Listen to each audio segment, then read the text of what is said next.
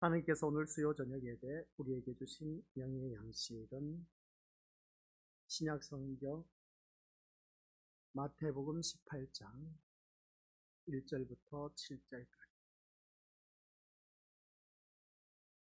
우리 한 목소리로 합독하도록 하겠습니다.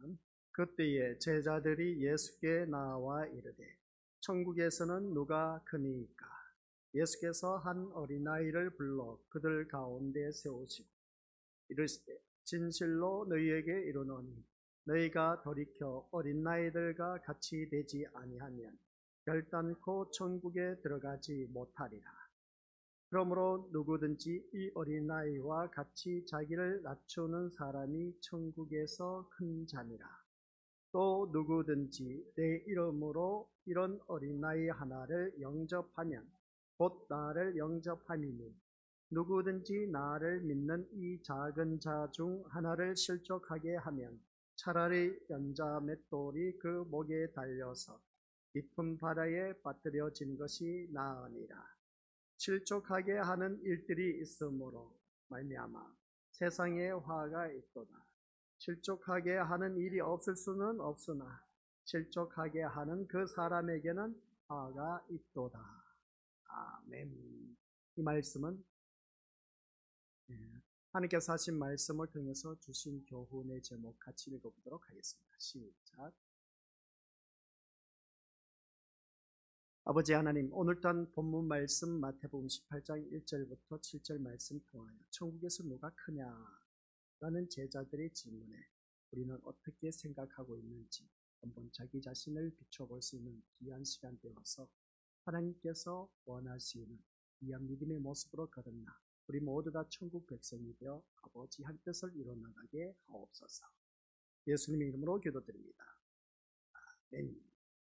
우리가 늘 말씀을 들어왔지만 내가 원하는 교회, 내가 원하는 예수님을 믿어서는 안 된다 라는 것이었습니다. 그것은 자기만을 위한 이방 사람들이 믿는 신과 똑같은 우상을 만들 뿐이다. 그러한 자들은 우리가 어느 누구를 막론하고 천국에 갈 수가 없다 라는 걸 꼭 기억하시길 바랍니다. 성경에서 말씀하는 예수님, 그리고 또 성경에서 말씀하는 교회를 우리가 바라보고 믿음 생활해야 된다는 걸 꼭 기억하시기 바랍니다. 어떤 교회는 이렇게 해서 좋다더라, 저 교회는 저렇게 해서, 그리고 또 어떤 교회는 이렇게 해서, 그런 그 모습을 보게 되는데 내가 원하는 교회가 아닌 우리 귀한 믿음의 것을 모으다가 하나님께서 원하시는, 하나님께서 성경에서 말씀하신 그 교회를 우리가 다녀야 된다. 이걸 꼭 기억하시기 바랍니다. 오늘 단 날씨를 아랑곳하지 않고 주님 앞에 나온 우리 귀한 믿음의 신앙들 정말 잘하셨습니다. 이러한 우리들의 그 신앙의 발자취가 헛되지 않고 하나님 나라 이럴 때까지 끝까지 내 믿음의 자격을 지킬 줄 아는 지혜로운 자가 되어서 우리 모두가 하나님 나라에 이르러 그 영광의 세계 함께 누릴 수 있는 모든 믿음의 것들 되시기를 주님의 이름으로 간절히 축원드립니다. 오늘 그래서 말씀을 통해서 천국에서 누가 크냐라고 했는데 세상에는 크고 작은 자가 있습니다. 그런 그 모습을 볼 때 크고 작은 자를 했을 때 어떤 사람을 두고 큰 사람이라고 말할까? 어떤 사람은 작은 사람이다. 어떤 사람은 높은 사람이 있다. 어떤 사람은 낮은 사람이 낮은 자리에 있다. 이런 것을 많이 바라볼 수가 있는 것인데 우리 믿음의 것들 오늘 본문 말씀을 바라보니까 정말 큰 자가 누구냐라고 했을 때에 이 제자들의 질문이었습니다. 그런 그 제자들의 질문, 그래서 오늘 우리에게 첫 번째로 주신 그 제자들의 관심이 무엇인가, 여기서 한번 우리가 살펴보자 그런 것이었습니다. 제자들의 관심이 오늘 우리들의 관심이 아닌가 한번 자기 자신을 점검해 볼 수 있는 그런 자가 되시기 바랍니다. 그런데 제자들의 관심은 예수님, 오늘 본문 말씀을 보니까 예수님께서는 제자들의 관심에 거기에 초점을 맞추지 않고 있다는 것을 보게 됩니다.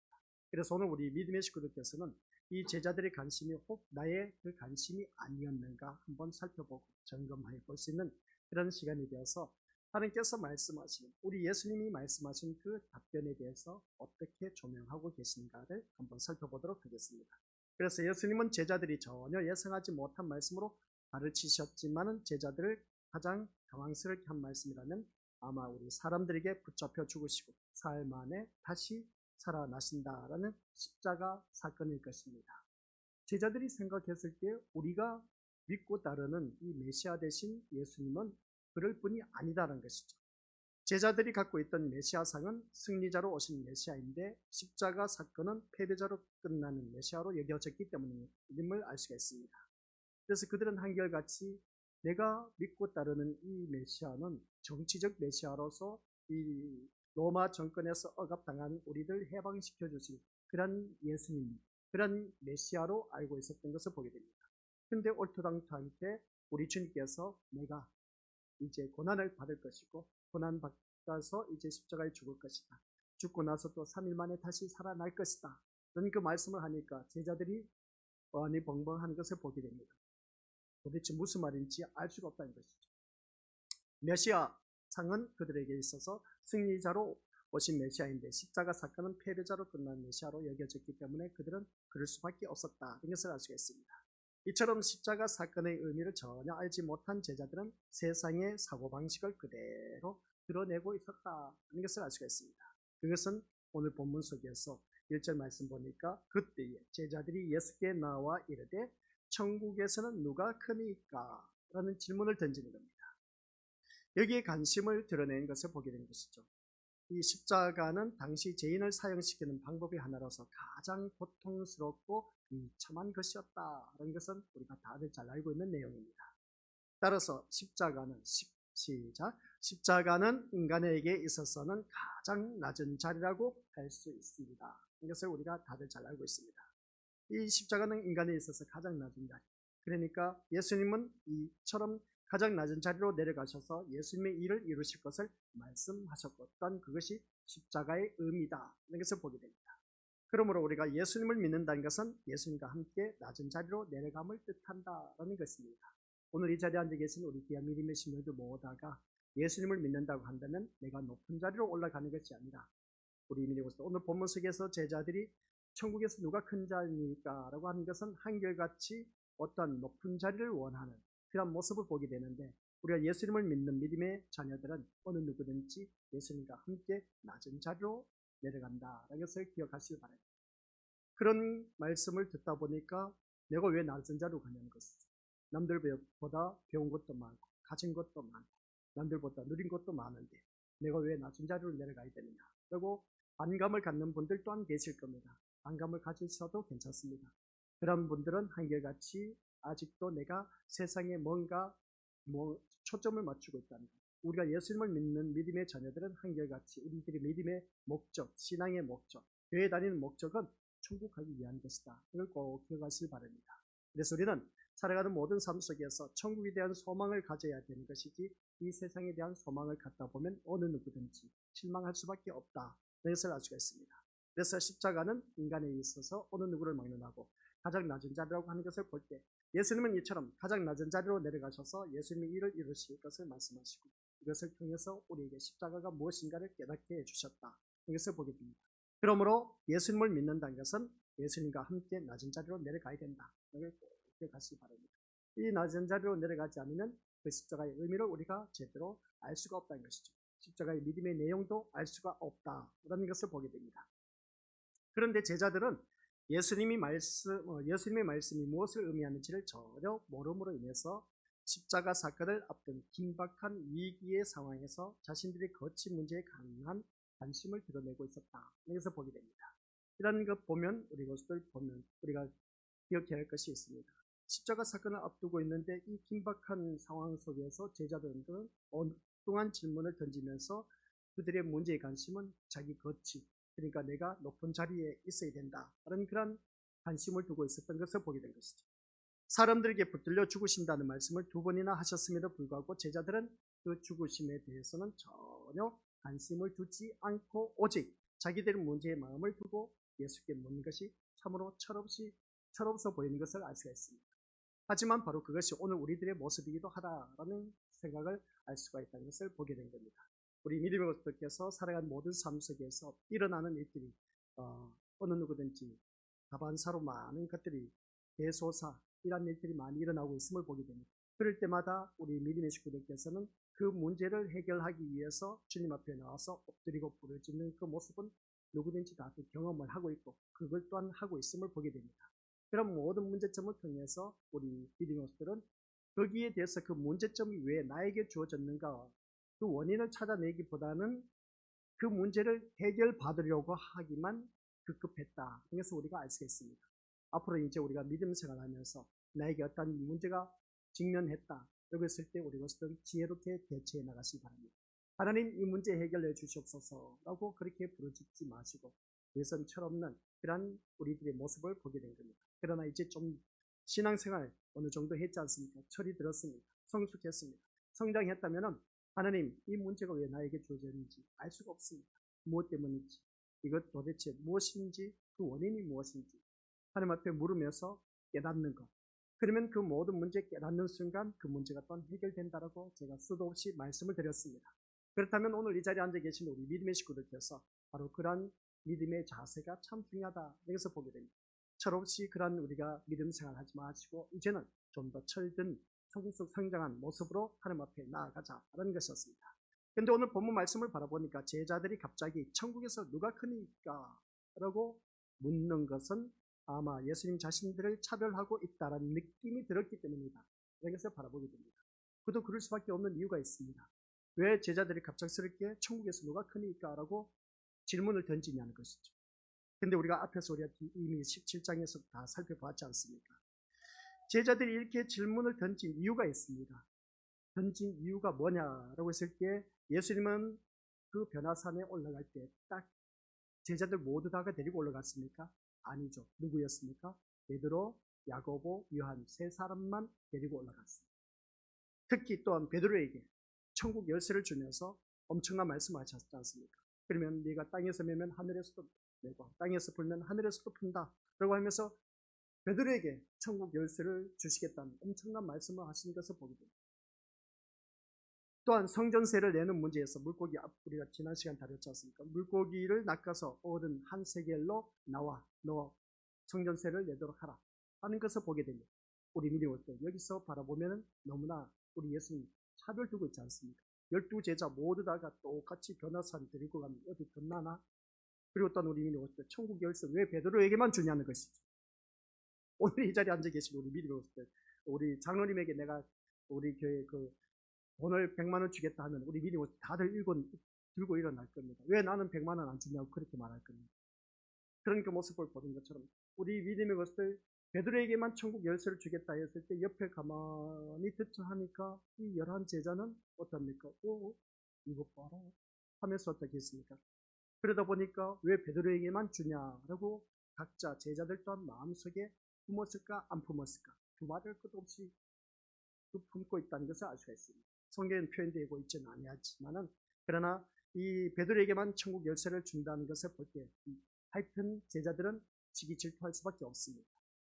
누구든지 그러지 않습니까? 교회에서 목사가 어떠한 성도를 유독히 더 사랑하고 더 깊이 여기고 더 돌봐주고 더 신경 써준다면 모든 성도들이 그것을 바라보고 좋은 시선으로 바라보지 않는다는 것은 다들 마음에 품고 있다는 것은 뭐 누구든지 속일 수 없는 것을 보게 된 겁니다. 마치 그와 똑같은 겁니다. 그런 그 모습 볼 때 베드로만 편견을 두고 이렇게 귀하게 대접을 하나 하면서 11제자들은 억한 심정을 갖고 있을 수밖에 없었다. 여기서 보게 된 것이죠. 그것뿐만이 아닙니다. 성전세를 내는 문제도 지난 시간 우리가 다뤘지만은 이 성전세 내는 문제 우리가 이미 다들 알고 계신 것처럼 내가 십자가의 은혜를 얼마만큼 아는가에 따라서 우리가 하나님 앞에 헌금을 하게 돼 있다. 십자가의 은혜를 제대로 깨닫지 못한 사람은 우리 믿음들 이렇게 저렇게 이에 타산을 따지면서 어떻습니까? 그렇게 헌금 하나님 앞에 드려질 때 계산적으로 드려지는 그 모습을 보게 됩니다.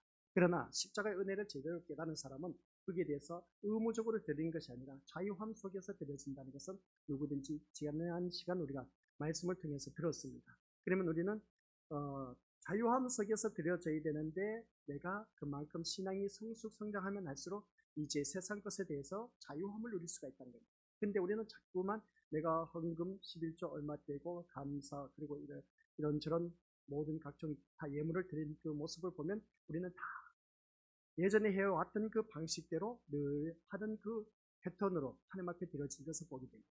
하나님 앞에서는 그런 것이 되어서는 안 됩니다. 어떻게 보면 그것은 우리가 의무적으로 드려진다 해도 과언이 아닌 것이죠.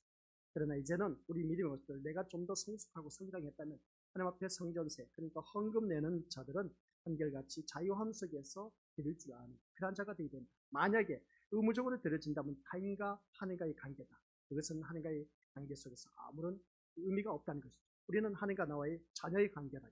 그럼 하나님과 나와 자녀의 관계라면 우리 미니모스들 모두가 자녀로서 하나님 앞에 드려진 이 예물은 우리 미니모스들 어느 누구든지 자유롭게 드려져야 되는데 의무적으로 드려졌다는 것은 하나님과 나와 타인과의 관계이다. 그래서 우리가 지난 시간 말씀을 통해서 깨달았습니다. 그래서 타인과의 관계가 되어서는 안 되고 하나님과의 그 관계 속에서 드려지는 그런 우리 헌물이 되어야 된다라고 했습니다. 근데 본문 속에서 성전세를 내야 된다는 것은 이 베드로도 알고 있었습니다. 그래서 성전세 거두는 사람이 너는 왜 스승과 너는 왜 성전세를 내지 않느냐라고 했더니 아니다, 내가 낸다. 그렇게 베드로가 말한 것을 보게 됩니다. 그래서 베드로가 그 말을 듣고 들어오는데 집안에서 우리 예수님 기다리고 있었습니다. 이미 그것을 알고 계셨던 것을 보게 된 것이죠. 베드로야 하면서 어떻습니까? 바다에 가서 낚시해서 그 고기 이제 잡아 올리는데 그 입을 벌리면 한 세계를 있을 것이다. 그것을 성전세로 내라. 나와 너를 위해서 성전세를 내라. 이것을 보게 됩니다. 여기서도 보면은 우리 믿음의 모습을 한번 생각해 보시기 바랍니다. 이미 말씀을 들어서 알고 계시지만 그때 회개 맡은 가룟 유다가 있었습니다. 유다를 불러서 어떻습니까? 성전세를 내도록 할 수가 있었는데 왜 베드로에게 어떻습니까? 물고기 잡아서 거기 첫 번째 오르는 그 입을 벌리면 한 세겔이 있으니까 나와 너를 위해서 성전세를 내도록 하라고 했냐는 것이죠.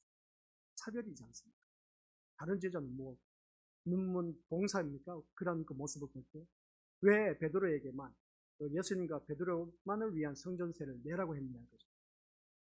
그래서 다른 유다를 불러서 성전세를 다 내게 해주면 어디 덧나나 하는 것을 보게 됩니다. 그러다 보니까 이제 18장에 넘어와서 제자들이 이제 예수님께 질문을 던집니다. 천국에서 누가 크니까? 라고 질문을 던진 것이죠. 우리 믿음들 얼마든지 이런 질문을 던질 수밖에 없다는 거예요. 그러면 천국에서 누가 크니까? 라고 했을 때 이 성전세를 낸다면 다른 제자들도 예외일 수가 없는데 유독 베드로의 것을 챙기시는 이런 일들이 제자들에게는 예수님이 베드로만을 높이고 계신다는 느낌이 들게 할 수밖에 없었고 그래서 천국에서는 누가 큰지에 관한 질문을 한 것이 아닐까 하는 것을 오늘 본문 말씀을 통해서 우리가 추론해 볼 수가 있다. 그래서 오늘 우리 믿음의 것들 그러면 우리 믿음의 것들 생각하는 것을 볼 때에 우리가 생각하고 있는 것 우리가 천국에 가면 누가 큰 자가일까? 누가 큰 자고 누가 작은 자일까? 우리 믿음의 것들 한번 서로 옆에 있는 믿음의 식구들에게 물어보시기 바랍니다. 천국에 가면 누가 큰 자가 될 것 같습니까? 누가 큰 자고 누가 작은 자가 될 것 같습니까? 우리 믿음의 식구들 답변을 못합니다. 큰 자는 저요 라고 그렇게 말하시는 분 없습니까? 그래서 우리가 이 세상에서 주의 일을 많이 한 사람 주의 목사가 주의 종인 목사가 큰 자가 되겠지만 그리고 딴 사모 그리고 장로 권사 이렇게 우리가 대부분 그렇게 생각하고 있는데 과연 그럴까? 천국에서 큰 자가 누가 크냐라고 했을 때에 우리 민호스들 과연 그럴까 하는 것이죠. 오늘 본문 속에서 그것을 우리가 한번 살펴보자는 것입니다. 그래서 그 다음 우리에게 주신 주제가 뭐냐라고 했을 때 같이 읽어보죠. 시작. 천국에는 높고 낮음이 있다 없다? 없다라는 것이었습니다. 이 말씀을 듣고 보니까 우리 것들 우리가 지금까지는 들어왔는데 천국에는 높고 낮음이 없다. 왜 그럴까? 그런 생각을 가지고 보는 것이죠. 그러니까 이 말씀을 듣다 보면 그래서 우리 믿음들 말씀을 정신 챙겨서 듣지 못하면 이상하다라고 느껴질 수가 있음을 보기 때문에 잘 귀담아 들으시기 바랍니다. 그래서 제자들의 질문은 천국을 높고 낮음의 사고방식으로 이해하고 있음을 보여주고 있다는 것은 누구든지 오늘 본문 속에서 알 수가 있습니다.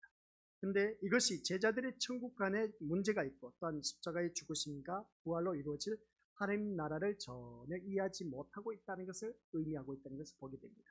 그래서 제자들은 천국이 어떻게 주어지는가에 대해서도 알지 못하고 있다는 거예요. 천국이 어떻게 주어집니까? 우리에게?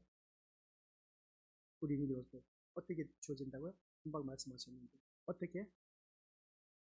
예수님이 우리를 구원해 주셨기 때문에 그러면 천국에 우리 믿음으로서 어떻게 주어지는가에 대해서 다들 잘 알고 계셨다면 그러면 천국 가는 것만으로 해도 우리가 만족해야 되지 않습니까? 그렇죠? 근데 왜 천국에서 누가 큰 자입니까? 라고 질문을 했을까? 라는 것을 보게 됩니다. 그래서 유대인들이 가진 전통적인 생각대로 하나님이 택한 이스라엘 백성이고 율법을 지켜온 신앙 때문에 당연히 천국은 유대인들은 들어가는 것으로 여기고 있었다는 것을 보게 됩니다. 그래서 하나님의 백성으로 율법을 지키는 노력을 해왔기에 천국은 당연히 자신들의 몫이라고 생각하고 있다는 것이죠. 그런 그 모습을 볼 때 우리 믿음으로서 천국은 당연히 자신들의 몫이라고 여겼던 유대인들, 근데 우리 믿음으로서 마태복음은 한결같이 유대인들을 향한 말씀이었습니다. 근데 그 성경 말씀을 바로 보니까 열매 맺히는 것을 보니까 100배, 60배, 30배로 점점 줄어들고 있었다는 것을 알 수가 있습니다. 그러면 구원 얻는 자가 그리 많지 않다는 것을 보게 된 것이죠. 근데 다른 성경, 다른 복음서에 바라보니까 30배, 60배, 100배로 이렇게 말씀하고 있음을 알 수가 있습니다. 유독히 마태복음에서만 100배, 60배, 30배를 말씀하고 있는 것을 알 수가 있다는 것이죠. 그 이유는 뭐냐? 유대인들을 대상으로 한 말씀이었기 때문에 그렇다. 이것을 알 수가 있습니다. 그러면 유대인들이 모두 다가 당연히 우리는 하나님의 백성, 선민 이스라엘 백성들이기 때문에 우리는 모두 다가 하나님 택함 받은 백성이기 때문에 우리는 죽어도 천국 간다. 그렇게 알고 있음을 보게 됩니다. 근데 그게 아니란 것이죠. 천국은 당연히 자신들의 몫이라고 생각하는 것인데 그게 아니란 것을, 그것을 통해서 우리는 또한 이방인 우리가 천국 백성이 되었다라는 사실, 얼마나 감사할 일인지 모릅니다. 그래서 요한복음 4장 36절에서 38절까지 말씀이 나와 있는데 같이 읽어보도록 하겠습니다. 거두는 자가 이미 삭도 받고 영생에 이르는 열매를 모으나니 이는 뿌리는 자와 거두는 자가 함께 즐거워하게 하려 함이라. 그런즉 한 사람이 심고 다른 사람이 거둔다 하는 말이 옳도다. 내가 너희로 노력하지 아니한 것을 거두러 보내었노니 다른 사람들은 노력하였고 너희는 그들이 노력한 것에 참여하였느니라. 아멘. 이 말씀하신 것을 바로 보니까 우리 믿음으로서 천국, 이 천국에 대해서 말씀한 것을 보니까 영생에 이르는 열매를 모으나니, 오늘 우리 믿음으로서 그 영생에 이르는 열매를 모은다. 거두는 자가 이미 삭도 받고 라고 했습니다. 영생에 이르는 열매를 모으나니 이는 뿌리는 자와 거두는 자가 함께 즐거워한다. 여기서 보게 됩니다. 영생에 이르는 열매를 모은다는 것. 그러면 그 다음 말씀 보니까 그런즉 어떻습니까? 한 사람이 심고 다른 사람이 거둔다 하는 말이 옳도다. 그런 모습 볼 때 여기서 다른 사람이 거둔다 하는 말이 옳도다 하는 말씀. 그리고 내가 너희로 노력하지 아니한 것을 거두러 보내었노니 너희들이 노력하지 아니한 것, 그래서 다른 사람들은 노력하였고 라고 했습니다. 이 말씀을 바라보니까 우리 믿음으로서 한번 생각해 보자는 것이죠. 노력하지 아니한 것을 거두러 보내었다. 이것을 보면 우리가 여기서는 영생에 이르는 열매를 모은다고 했습니다. 그럼 영생에 이르는 열매는 바로 하나님을 믿는 믿음의 자녀를 두고 말하고 있습니다. 하나님 자녀를 두고 말하고 있다면 우리 믿음의 것들은 내가 노력해서 천국 들어가는 것이다? 아니다. 내가 노력해서 천국 들어갑니까? 천만의 말씀. 우리 그게 아닌 겁니다. 근데 여기서 바라보니까 다른 사람들은 노력하였고 너희는 그들의 노력한 것에 참여합니다. 다른 사람들은 노력하였고 여기서 너희는 누굽니까? 바로 우리입니다. 우리는 거기에 노력한 것에 참여했다는 것입니다. 그래서 우리 위에서 말하고 있는 영생에 이르는 열매가 우리고, 그러면 이 다른 사람은 노력하였다 했을 때 노력한 사람은 다른 사람이었고 우리가 영생에 이른 것은 노력했다 안 했다? 우리는 영생에 이른 것은 내 노력으로 영생에 이를 수가 없다는 말씀입니다. 그래서 요한복음 말씀을 보면 아주 참 영적인 말씀이다 보니까 아주 깊게 다루고 있음을 보게 됩니다. 그래서 이 말씀에서 보면 거두는 사람은 자신이 노력한 것을 거둔 것이 아니라 다른 사람이 노력한 것에 참여하는 것이라고 분명히 말씀하고 있다는 것이었습니다. 다시 말해서 영생은 우리의 노력의 대가로 거두는 것이 아니라 다른 사람, 즉 누구라고요? 예수님의 노력에 참여하는 것일 뿐입니다. 그런 것입니다. 이것이 바로 천국의 의미입니다. 아시겠습니까? 천국의 의미는 뭐라고요? 영생은 우리의 노력의 대가로 거두는 것이 다 아니다? 아니다. 아시겠습니까? 내 노력으로 천국 가는 거 아닙니다. 아셨죠? 분명히 말씀드렸습니다. 여기 성경에서도 나와 있습니다. 내 노력으로 아니라 다른 사람의 노력이다. 다른 사람의 노력인데 그 다른 사람이 누구다? 바로 예수 그리스도. 예수 그리스도의 노력에 참여하는 것일 뿐이다. 우리는 그 영생에 이르는 열매가 된 사람은 그렇게 말하고 있는 것을 보게 된 겁니다. 이게 바로 천국의 의미란 것이죠. 이처럼 천국은 인간의 노력의 열매가 아니라 예수님의 십자가 공로로 주어진 것이다. 그런 말씀입니다. 무슨 말씀인지 이해가 되시죠? 인간의 노력의 열매가 아니라 예수님의 십자가의 공로로 주어진 것이다. 우리가 영생을 얻고 천국에 참여하는 자가 되게 하려고 어떻게 합니까? 예수님이 십자가에 피 흘려 죽으시고 부활하신 노력을 하셨다는 겁니다. 그래서 다른 사람의 노력이라는 것은 예수님의 노력을 말씀하고 있는데 그 예수님의 노력이 뭐라고요? 천국에 참여하는 자가 되게 하려고 예수님이 십자가에서 피를 흘리시고 그리고 또한 부활하신 노력을 하셨고 우리는 다만 뭐라고요? 예수님의 노력으로 맺어진 열매. 아무 노력도 없이 추수하는 처지에 있을 뿐이다. 그런 것이었습니다. 나중에 추수 때 되면 우리는 추수의 열매가 되는 겁니다. 추수의 열매, 내가 노력해서 됐냐? 아니란 것이죠. 그 모든 것은 우리 주님의 노력에 의하여서 우리가 모두 다가 거둬진다는 것을 보게 됩니다. 이러한 천국에서 누가 크냐라는 문제가 발생할 수가 있다 없다? 발생할 수가 없다는 것이죠. 이런 모습 보면 우리가 그러므로 제자들의 질문, 예수님의 십자가를 전혀 알지 못할 때는 어떤 사고방식이나 나타나는지를 보여주고 있다고 말할 수 있음을 보게 됩니다. 그래서 우리가 이 말씀을 통해서 다시 한 번 더 드라마 듣고 우리 도덕도 주님 앞에 새롭게 거듭난 그런 자가 되게 됩니다. 우리의 노력으로는 천국에 갈 수 있다 없다? 없다라는 사실. 그래서 오직 우리 예수 그리스도로 말미암아 우리는 천국에 이르게 된 영생의 열매라는 것을 알 수가 있습니다. 그러면 영생의 열매로서 우리가 이제는 할 도리가 뭐가 있겠습니까? 거둬들일 때까지 우리는 가만히 주님만을 바라보고 있을 수밖에 없겠냐는 것이죠. 이런 말씀을 듣다 보면 그렇습니다. 우리 믿음으로서 모두가 어느 누구를 막론하고 정말 하나님께서 기뻐하시는 그런 모습으로 거듭난 하나님 자녀가 되어야 되는데 우리가 그런 그 모습이 되지 못한 경우가 참 많음을 보게 됩니다. 그래서 우리는 더더욱더 주님 앞에 큰 자냐 작은 자냐라고 했을 때 여기에 대해서 우리가 다시 한 번 더 자기 자신을 들여다보고 그래서 천국에 이르는 영생 열매 내 노력으로 갖지 않는다라고 했는데 전적인 주님의 은혜로 말미암아 가게 된다. 그런 것을 보게 된 것이죠. 그러면 천국에서는 큰 자다 작은 자다라고 말할 수가 있다 없다? 말할 수가 없다는 것이죠.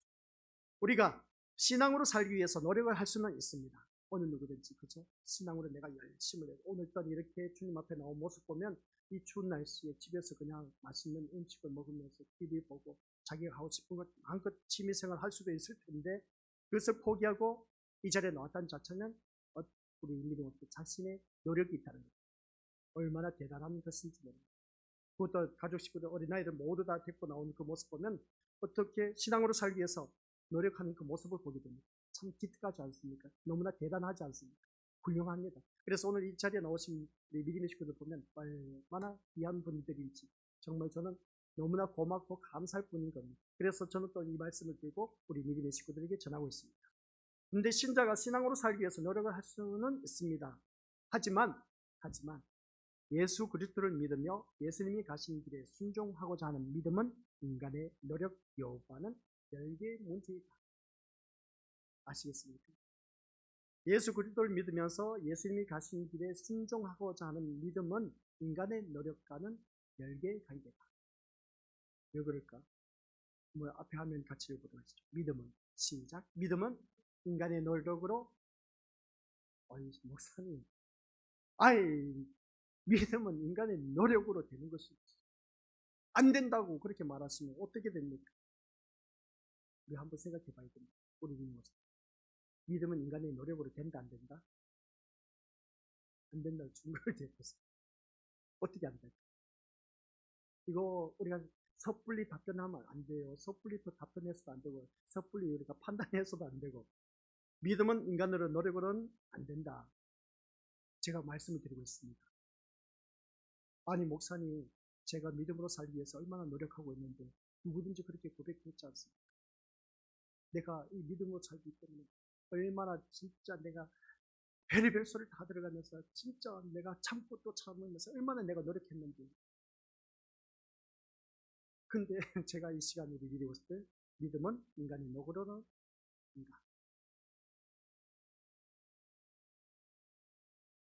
안 돼요. 그럼 어떻게 되겠습니까? 네?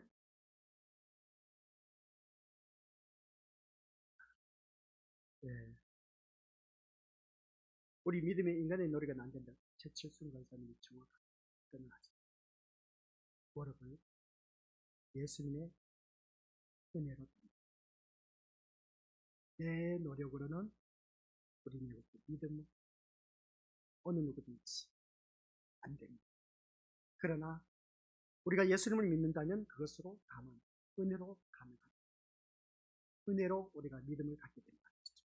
오늘 이 자리에 앉아 계신 우리 것들은 이 자리에 나올 수 있었던 이유가 뭐냐? 그랬을 때 예수님의 은혜 때문에 이 자리에 나올 수 있었고, 이게 바로 믿음인 거예요.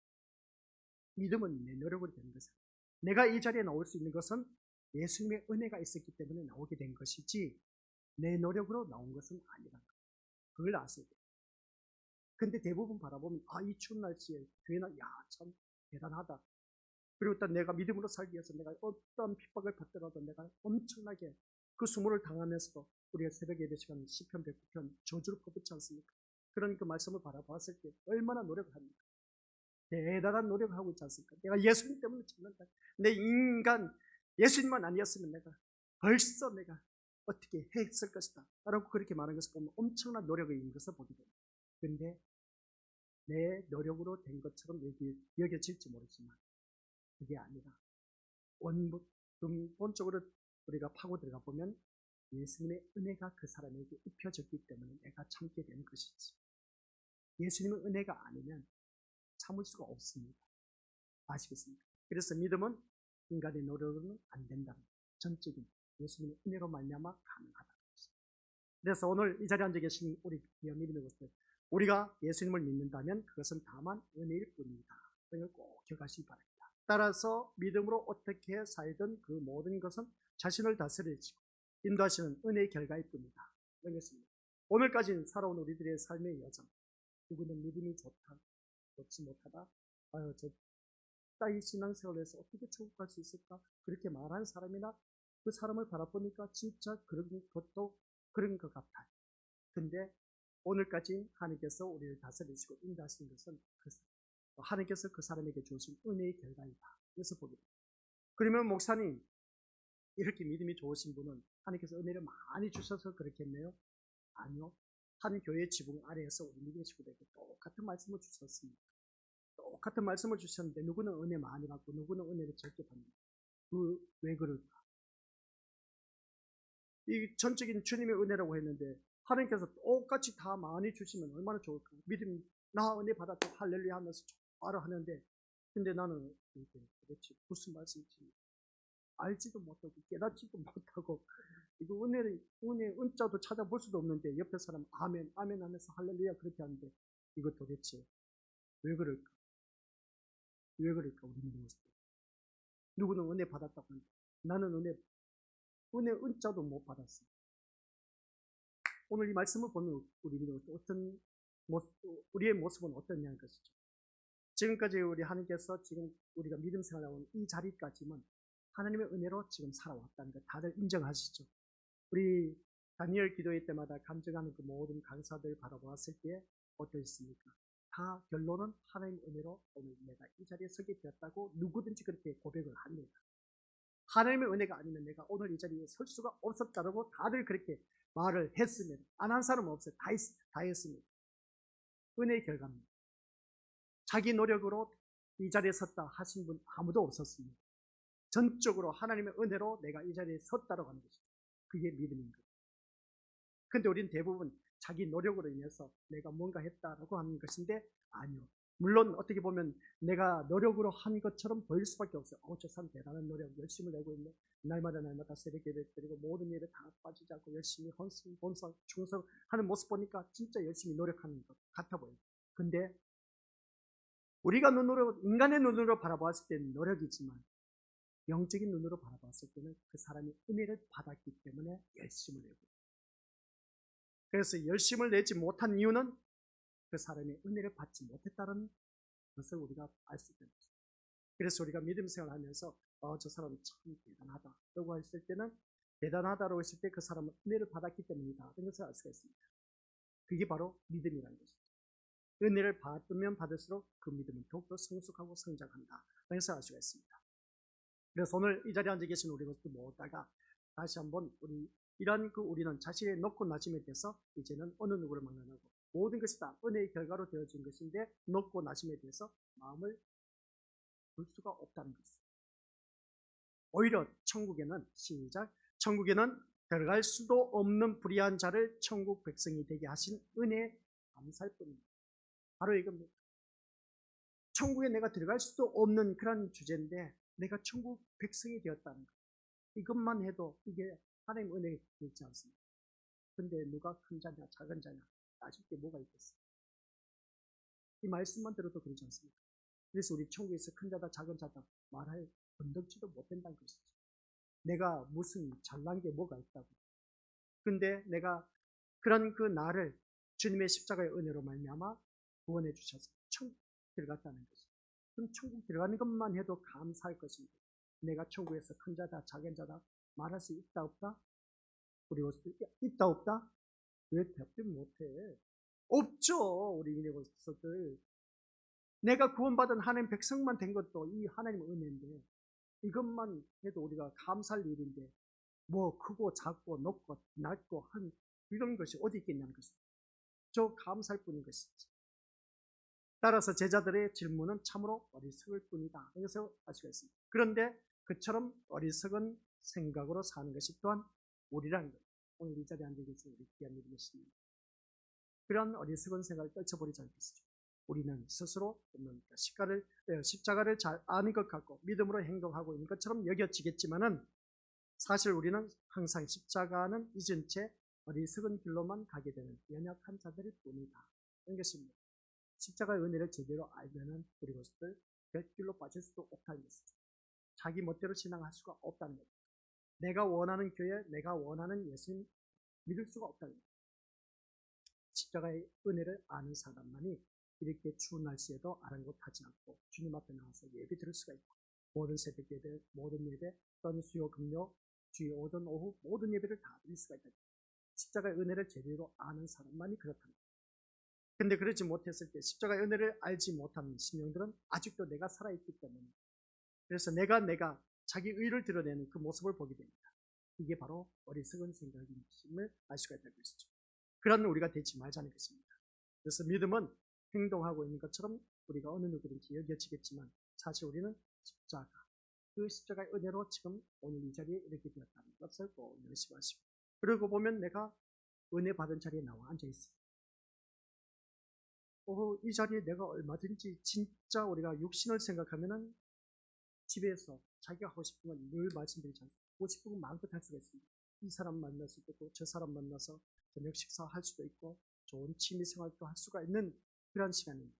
근데 그것을 다 내려놓고 내가 이 자리에 나왔다는 것은 내가 뭔가 노력해서 되는 것이 아니라 하나님께서 그 사람에게 이 자리에 나오게 된 우리 귀한 믿음의 시민들에게 은혜를 나누어 주셨기 때문에 그 은혜를 입었기 때문에 내가 이 자리에 나오게 되었다는 거예요.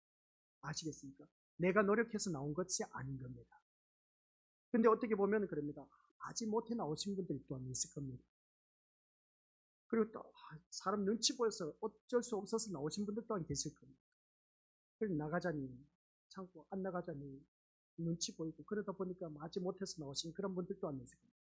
근데 기가 막히게 내가 이 자리에 나와 앉아있다는 것은 우리 모습들 전적인 하나님의 이렇든 저렇든 간에 하나님의 은혜로 지금 이 자리에 나와 앉아있습니다. 우리 앞에 있는 우리 아이들 보세요. 다 앞도 옆으로 그냥 엎드려서 다 졸고 있어. 이런 모습을 바라봤을 때 우리 미래가 어린아이들이라고 그렇다 할 수 있지만 우리 어르신들은 또 그러면 안 되지 않습니까? 일단은 내가 이 자리에 나와 앉아있던 그 자체가 하나님의 은혜가 아니면 이 자리에 나올 수가 없다는 것이죠. 그래서 우리 미래모습들 어린 나이 같은 자라야만이 천국에 들어갈 수가 있다는 것입니다. 그래서 그 다음 말씀을 바로 봤을 때 이런 어린나이, 그리고 어린나이들을 어떻게 말하고 있느냐 그랬을 때 세 번째 주제가 뭐라고요? 어린나이의 의미. 이 어린나이의 의미를 제대로 알아야 됩니다. 그래서 우리가 어린나이 같은 자라야만이 천국에 들어갈 수가 있다.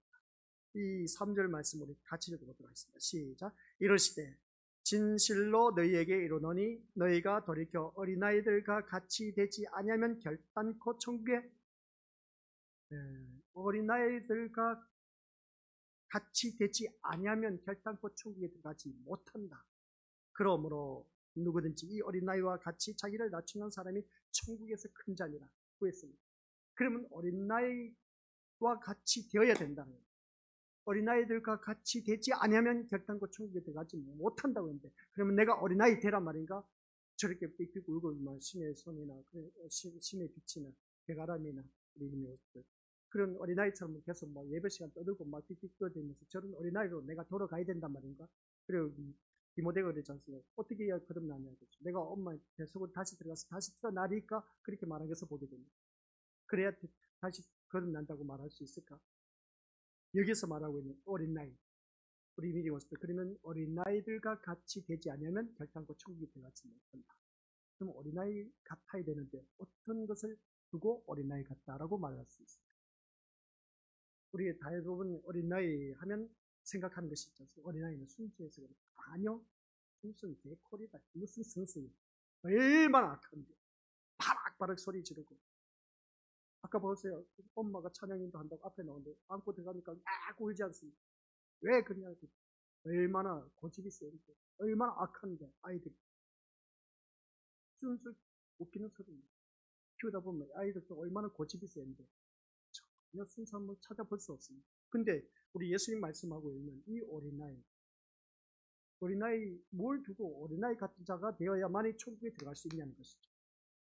우리 미리부터 어떻게 해야 어린아이 같아 보입니까? 우리 한번 서로 의견 내놔 보시기 바랍니다. 예수님이 말씀하고 있는 어린아이, 내가 알고 있는 어린아이. 그래서 어린아이 같은 자가 여기서 말씀 뭡니까? 어린아이들과 같이 되지 아니하면 어린아이들과 같이 되어야 된다는 겁니다. 어린아이들과 같은 그런 자가 되었을 때 천국에 들어간다고 했죠. 그렇지 않으면 결단코 천국에 들어가지 못한다 하는 것이었습니다. 그러면 어떤 아이가 어린아이냐는 것이죠. 내가 알고 있는 어린아이. 우리 것들 자기를 낮춥니다. 네, 자기를 낮춥니다. 맞을 것 같으니까 우리 미리 왔을 때 어린아이가 저런 이제 막 이제 요실에서 둘이서 신나게 재밌게 놀고 있습니다. 저런 아이들이 어떻습니까? 자기를 낮출 줄 알까요? 어린아이는 자기 낮출 줄 몰라요. 축제 여기까지. 천국에 들어가지 못하리라. 어린아이들과 같이 되지 않으면 결단코 천국에 들어가지 못하리라. 우리 이것들 다음 수요 저녁에 그때 또 다시 만나보도록 하겠습니다. 어떻게 해야 어린아이들과 같이 될 수가 있을까? 숙제 많이 하시고 고민 많이 하시기 바랍니다. 아셨죠? 그렇게 해서 다음 시간에 와서 말씀 들으시기 바랍니다. 어린아이의 의미가 도대체 무엇인지 아는 사람만이 천국에 들어갈 수가 있고 그래야 제대로 신앙생활하고 있습니다. 저 보세요. 저런 애들이 뭘. 아버지 하나님 은혜 감사드립니다. 오늘따라 우리가 천국에서 누가 크냐라고 했을 때 천국에 크고 작은 자가 어디 있겠습니까? 예수님의 은혜로 구원받은 것만 해도 감사. 내가 예수님의 은혜로 십자가의 은혜로 천국 백성이 되었다는 것만 해도 감사할 뿐입니다. 크고 작은 것을 따질 수가 없다라는 사실 오늘 말씀을 통해서 깨달았습니다. 오직 십자가의 은혜로 우리가 살아간 귀한 믿음의 고수. 내가 또 이 자리에 나와 앉아있다는 그 자체는 예수님의 은혜가 있었기 때문에 이 자리에 앉아있는 것이지 내 노력으로 나와서 앉아있는 것이 아니라는 것을 다시 한 번 더 깨닫게 하옵소서. 이 자리에 앉아있다는 그 자체는 전적인 하나님의 은혜를 입었기 때문에 내가 이 자리에 앉아있다는 사실. 그런 내가 천국에서 누가 크니까 하고 있을 때 크고 작은 자를 따질 수가 없다는 것. 그저 지옥에 떨어질 수밖에 없는 나를 예수님 때문에 천국 백성 되게 해주셨는데 이게 전적인 하나님의 은혜인데 어떻게 우리가 크고 작은 것을 따질 수가 있겠습니까? 십자가의 은혜만을 생각하며 예수님의 그 은혜를 생각하며 우리에게 주어진 시간 앞으로 주어진 모든 시간 그 은혜로 살아갈 수 있는 아버지 하나님 자녀 되게 하옵소서. 예수님의 이름으로 기도드립니다. 아멘.